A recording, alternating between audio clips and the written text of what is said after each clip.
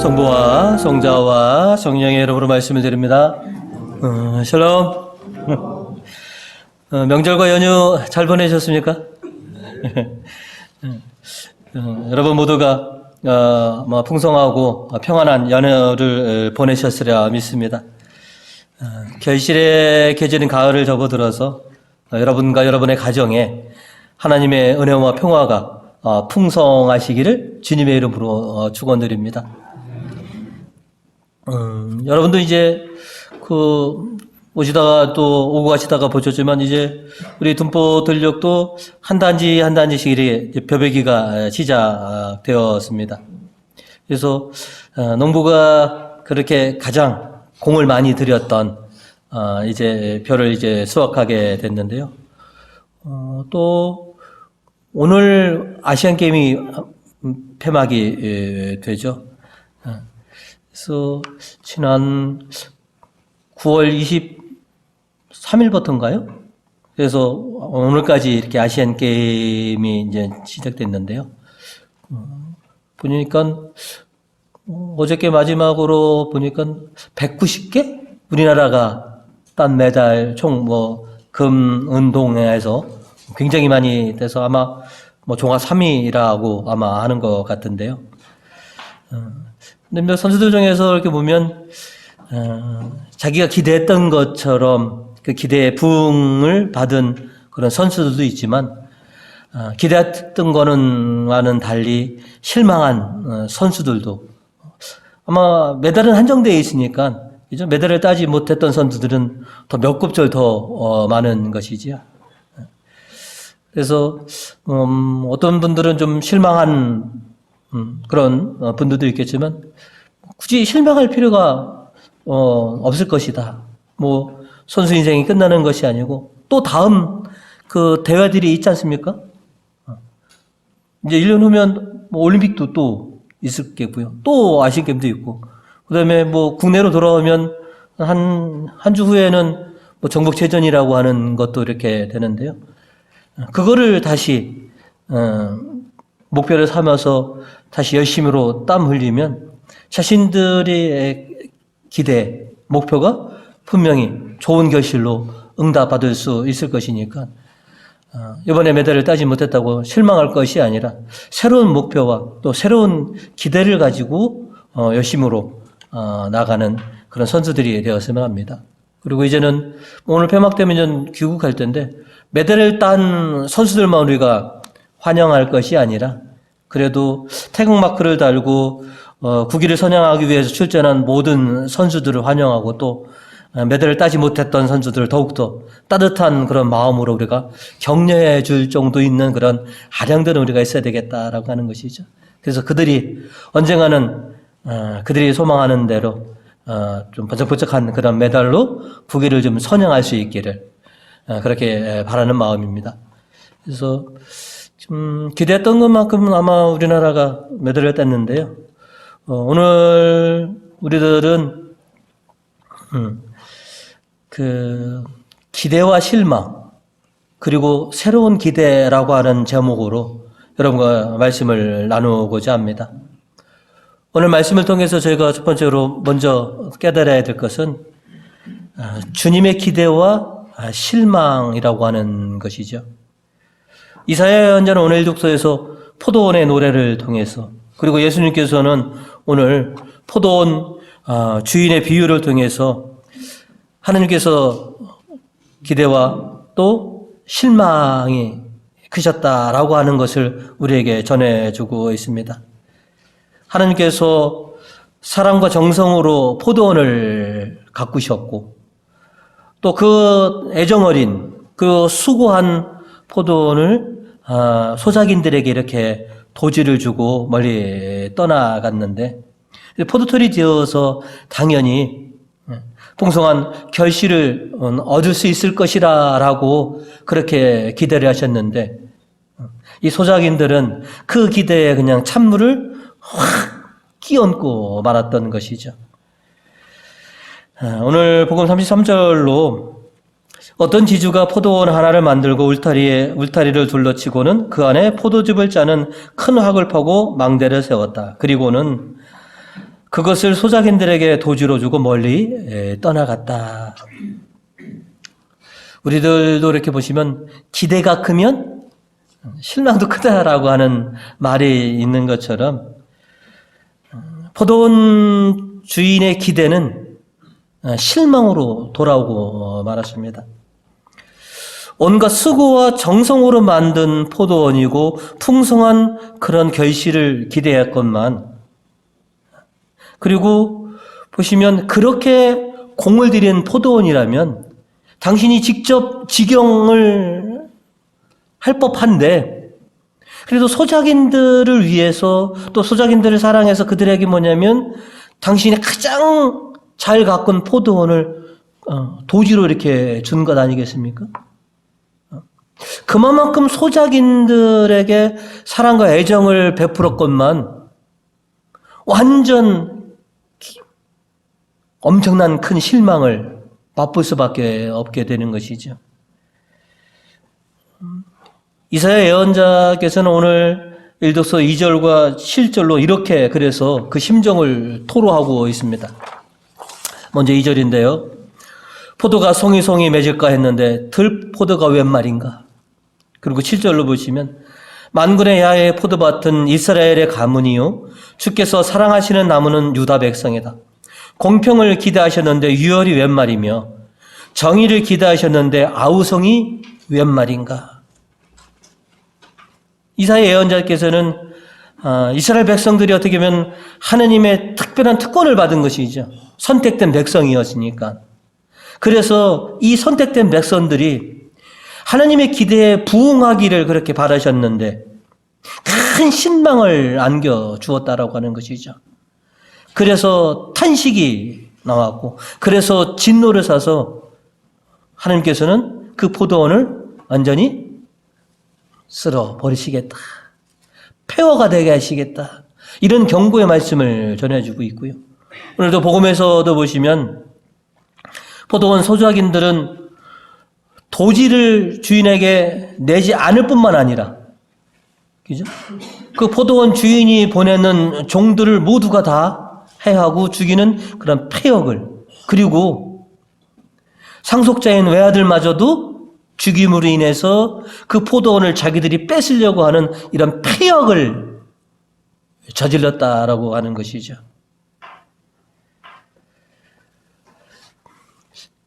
주인의 기대에 부응하지는 못할 망정, 이렇게 엄청난 그런 실망과 진노를 사게 하는 일을 벌인 이 사람들, 당연히 마땅히 벌받아야 마땅한 것이죠. 그런데 이 말씀이 우리들에게 굉장히 큰 경고의 말씀으로 다가옵니다. 왜냐하면 저와 여러분도 하느님에게 특별히 하나님 나라의 일꾼으로서 소임받은 사람들 아니겠습니까? 우리들에게도 당신의 기대가 있으시다는 것이죠. 행여나 우리가 오늘 이 패악한 소작인들처럼 이렇게 주님께 실망을 끼쳐드리는, 주님의 분노를 사는, 진노를 사는 사람들은 되어서는 안 되겠다라고 하는 것을 우리가 분명히 명심해야 하는 것이죠.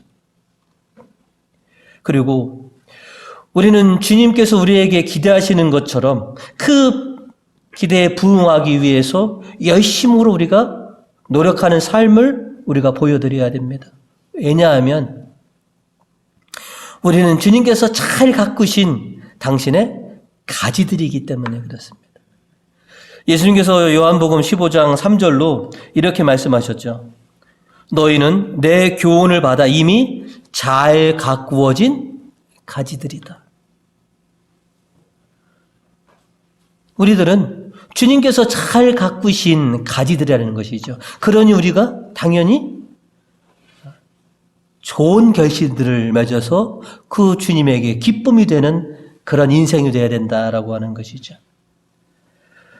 좋은 포도를 맺고 성숙한 신자가 되는 것, 이것이 주님의 기대에 우리가 부응하는 것이라는 것이죠. 우리에게 포도원을 주시고 또 그 포도원에서 일할 수 있는 기회를 주신 것에 대해서는 그런 감사한 마음을 가지고 풍성한 결실을 맺을 수 있는, 주님께서 바라시는 그런 소출을 돌려드릴 수 있는 그런 삶이 되기 위해서 열심히 살아가는 저와 여러분이 되시기를 주님의 이름으로 축원드립니다. 오늘 말씀을 통해서 저희가 또 두 번째로 기억해야 될 것은 일꾼된 도리를 다하라라고 하는 것이죠. 우리는 살면서 경우와 도리를 자주 따집니다. 그리고 경우와 도리를 잘 지키는 사람이 되려고 무던히 애쓰면서 살아오는 것이죠. 이게 사람의 도리를 해야지. 여러분, 사람된 도리를 하기 위해서 여러분 얼마큼 많이들 애쓰십니까? 그죠? 특별히 이렇게 10월이 되면 혼사철이 많이 있을 때, 그죠? 그렇게 이 바쁜 철이라도 누군가가 청취자 모으려면 뭐 어떻게 됩니까? 걔가 왔으니까 내가 사람된 도리도 응당. 우리는 경무와 도리를 굉장히 잘 따지기도 합니다. 그러면 하느님께서 우리에게 베푸신 은총과 자비에 대한 도리를 우리는 어떻게 갚아드리고 있느냐라고 하는 것이죠.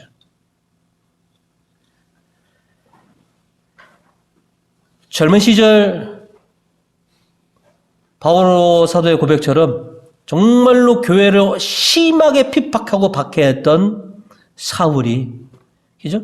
다메섹 도성에서 예수님을 만나서 바울로 새롭게 태어나면서 그는 당신을 선택해 주신 예수님의 그 기대에 부응하기 위해서 정말로 처절한 삶을 살아오신 사도인 것이죠. 오늘 이 독서에서 밝히신 바와 같이 세속적인 것을 자랑하려 치면 자기보다 자랑거리가 많은 사람은 별로 없을 것이다. 그죠? 이렇게 자부합니다. 하지만 나는 그 세속적인 것들을 자랑하지 않고 오직 내 믿음과 신앙만을 자랑하려고 합니다. 라고 이렇게 고백을 합니다. 왜냐? 바오로 사도는 예수님을 만나서 가치관이 완전히 변화되셨 분이기 때문에 그렇다는 것이죠. 세속적인 기득권을 다 버리고 예수님의 종이 되었습니다. 자, 오늘 이 독서 7절과 8절로 그래서 바오로 사도는 이렇게 고백을 하십니다. 그러나 나에게 유익했던 이런 것들은 나는 그리스도를 위해서 장애물로 여겼습니다. 그뿐만 아니라 나에게는 모든 것이 다 장애물로 생각됩니다. 나에게는 내 주 그리스도 예수를 아는 지식이 무엇보다도 존귀합니다. 나는 그리스도를 위해서 모든 것을 잃었고 그것들을 모두 쓰레기로 여기고 있습니다. 그것이 교회를 핍박했던 나에게 은총을 주셔서 주님의 일꾼으로 삼으신 그 일꾼된 도리를 제가 하는 것입니다. 우리가 죄가 깊으면 은혜도 크다라고 하지 않습니까? 그 당시 얼마나 많은 신자들이 사울의 손에 그렇게 형장 이슬로 사라졌는지, 그리고 수없는 교회들이 사울로 인해서 정말로 풍지박살이 났었습니다. 그런 자신에게 사도로, 이방인의 사도로서 일하게 해주시니, 그러니 내가 이 세속적인 것들, 내 뒤에 있는 것들 다 잊고 나는 오직 주님만 바라보고 주님께서 기뻐하신 일만 하는 것이 내 신앙된 도리입니다.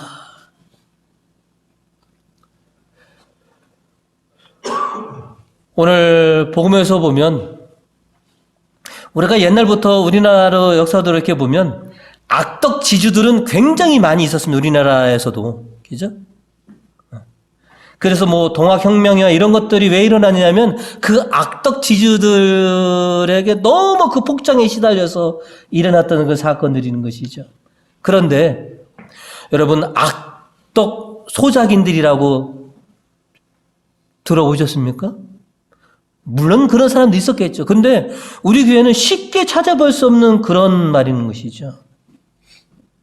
왜냐하면 소작인들이 도주를 내지 않으면 불이익을 당하기 때문에, 그 다음에 뭐냐면 소작을 끊을 수도 있기 때문에. 그래서 악덕 지주는 있어도 악덕 소작이는 우리가 쉽게 찾아볼 수 없는 그런 상황인데요. 참 오늘 복음에 나오는 이 소작인들은 이게 뭐가 쉬운 사람들이 아니면, 이 사탄에게 씌웠지 않았으면, 그리고 지금 우리들 사회에서도 보면 농사거리가 있는데 짓기가 불편하신 분들은 다 도지를 주시지 않습니까? 그리고 도지를 얻은 사람들은, 소작인들 당연히 주인에게 도조를 주는 것이 이게 당연하다, 이게 도리다라고 여기고 있는데요. 우리가 하나님의 일꾼으로서, 하나님께서 일구신 포도원의 소작인들로서 우리는 포도원 주인이신 주님에게 마땅히 소작인의 도리로서 도조를 제때 드리고 있느냐라고 하는 것이죠. 주님께서는 우리를 통해서 당신이 받길 원하시는 그런 소출을 기대하고 계신다는 것이죠. 주님께서 우리를 통해서 바라시는 도조와 소출은 아주 자명합니다. 마태복음 6장 33절로 주님께서는 우리에게 이렇게 말씀을 해주셨습니다. 너희는 먼저 하나님의 나라와 하나님께서 의롭게 여기시는 것을 구하여라. 그러면 이 모든 것도 곁들여 받게 될 것이다. 하나님의 나라의 일꾼인 우리를 통해서, 주님께서 우리를 통해서 받기를 원하시는 도조와 소출은 우리가 하나님의 나라와 하나님께서 의롭게 여기시는 것들을 다시 드리는 것이죠. 이제 하나님의 일꾼된 저와 여러분은 주님께서 바라시는 그 소출을 돌려드릴 줄 알아야 되는 것이죠. 그것이 주님의 일꾼된 우리의 도리인 것이죠. 하나님의 자녀된 도리, 하나님 나라의 백성된 도리를 우리가 하면서 살아야 된다는 것이죠. 이 도리를 하지 않으면 오늘 복음에서처럼 그 기회를 빼앗기고 다른 사람에게 도지를 줄 거다라고 하는 것이죠.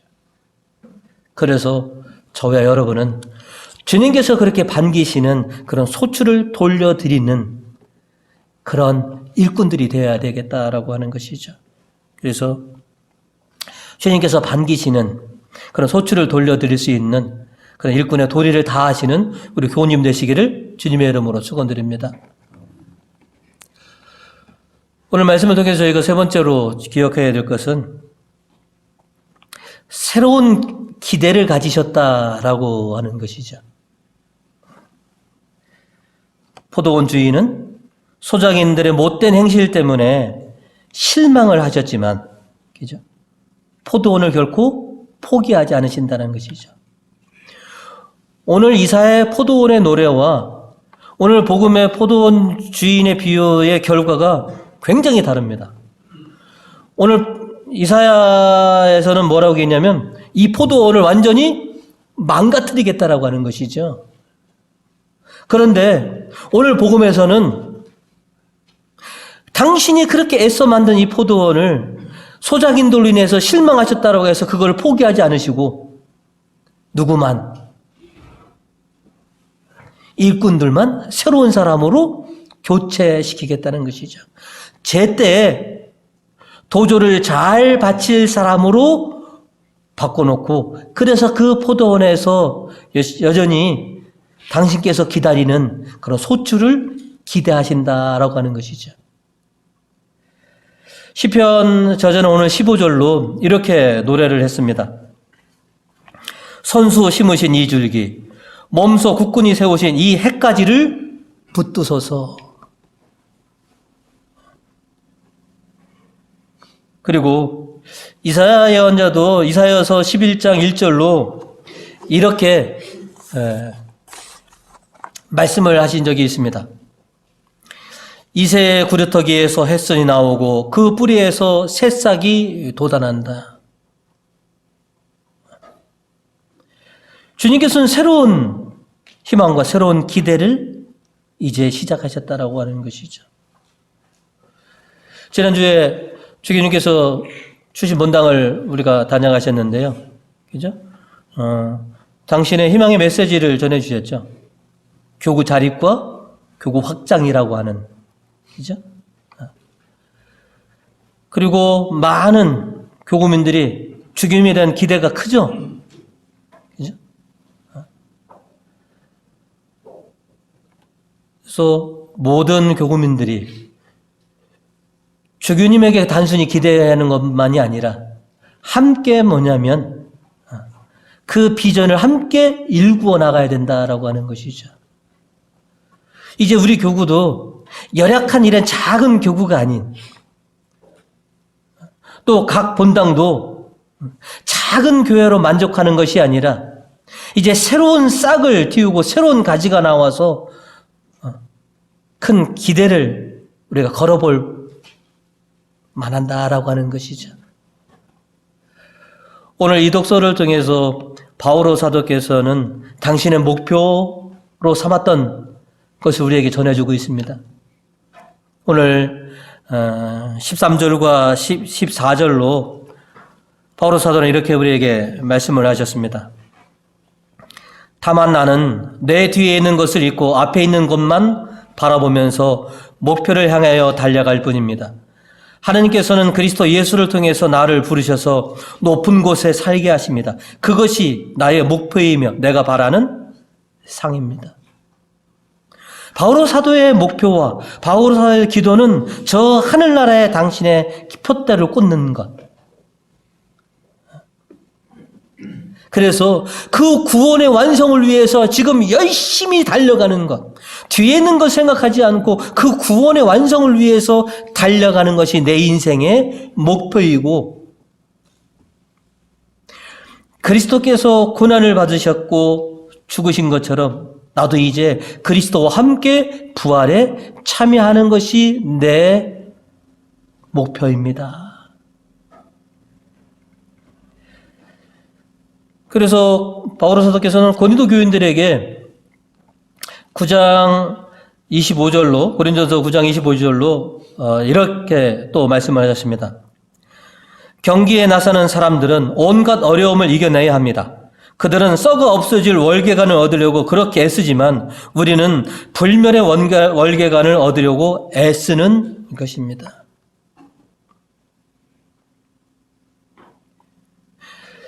세상적인 목표와 세상적인 기대는 우리 교우님 저마다 다 다르십니다. 그죠? 여러분이 이 세상에서 꿈꾸시는 것, 소망하시는 것 다 다르십니다. 하지만 영적인 목표는 아마 우리도 바오로 사도와 똑같을 거다라는 것이죠. 내가 이 세상에 얼마큼 행복하고 얼마큼 잘 사는가도 중요하지만 내가 이 세상으로 만족하지 않고 내가 하나님 나라에 어떻게 들어갈 것인가라고 하는 것. 영적인 목표와 그 꿈을 우리가 가지고 지금 열심으로 고군분투해야 된다라고 하는 것이죠. 자, 지난주에 여러분 주교님이 당신의 비전을 말씀해 주셨는데, 여러분들은 우리 교회, 우리 본당의 목표가 뭐로 갖고 계십니까? 아니, 여러분 개인의 영적인 목표는 무엇입니까? 하느님 나라에 들어가는 것을 여러분 학수고대하고 계십니까? 그것을 위해서 불멸의 월계관을 쓰기 위해서 지금 힘든 삶을 그렇게 살아오고 계시느냐라고 하는 것이죠. 바오로 사도처럼 분명한 목표와 기대가 있어야 된다라고 하는 것이죠.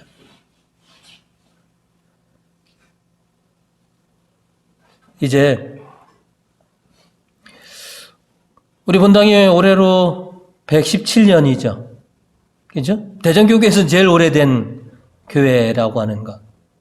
이 고목에 오늘 이사야 예언자가 말하는 것처럼 이 고목에서 새로운 좀 햇순을 띄워 보려고 합니다. 그죠?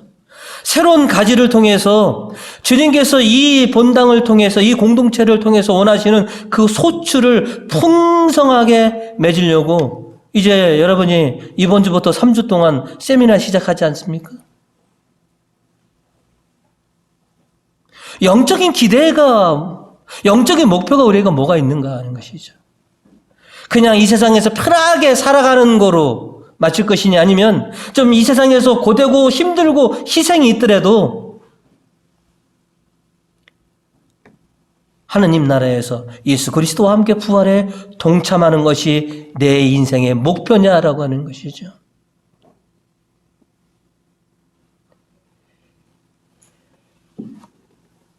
(117년) 된 고목에 다시 새순을 틔우는 것.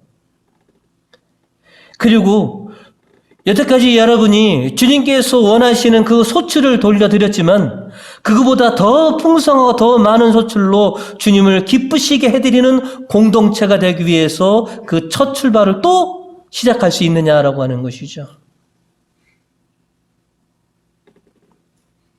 여러분은 주님의 기대에 부응하시는 그런 신자가 되길 원하십니까? 아니면 주님의 기대에 실망을 끼쳐드리는 그런 신자가 되길 원하십니까? 주님께 실망시켜드릴 그런 소망을 가지신 분은 단 한 분도 안 계십니다. 바오로 사도가 얘기합니다. 뒤에 것은 있고 지금부터 새로운 목표를 향해서 달려갑시다. 이제 주님께서는 우리를 통해서 새로운 햇순들을 지금 솟아나게 해주셨다라고 하는 것이죠.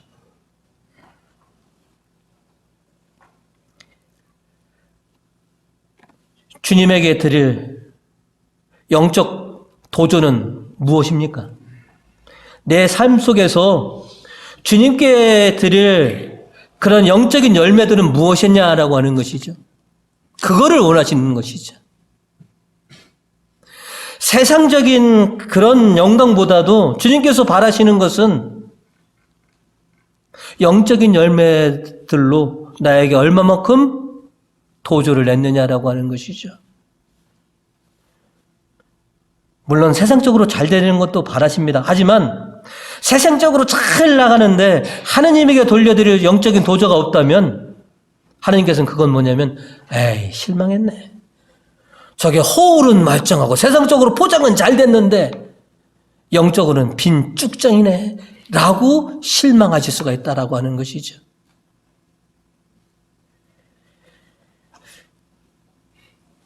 바로 사도처럼 구원의 완성이 나의 목표입니다.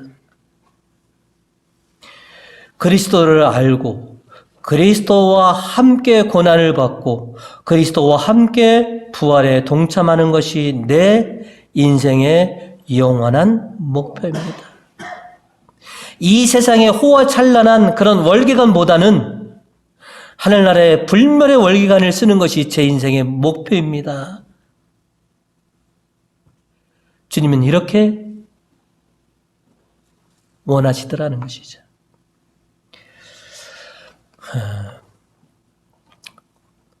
고목나무도 꽃 피우고 열매를 맺죠. 여러분이 보란 듯이 117년 된 이 고목이 얼마나 아름다운 꽃을 피우고 얼마나 풍성한 결실을 맺을 수 있는지를 좀 본보기로 보여드리는 그런 고목들이 되었으면 합니다. 여러분은 하실 수가 있습니다.